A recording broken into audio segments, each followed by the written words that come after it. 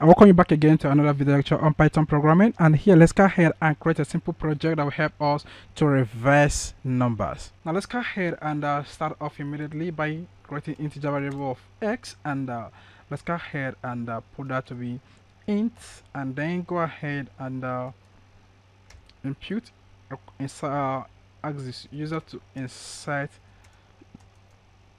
some numbers. So insert some numbers, and then we go ahead and say y is equal to 0, and go ahead and use a while loop and say for y x is not equal to 0. For y x is not equal to 0.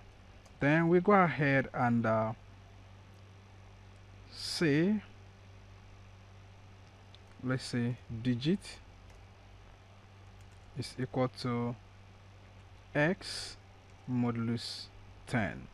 So that is for the last digit. We have to check the last digit, and x is equal to x divided by 10. So we delete the last digit, and then y is equal to y multiply by 10. So we shift, that means we increase by shifting that to the next one.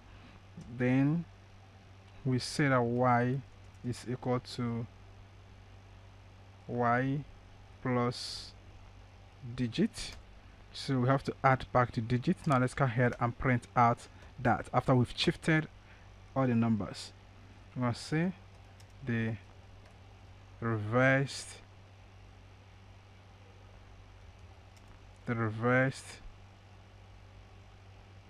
of, so the reverse of x, so the reverse of x equal to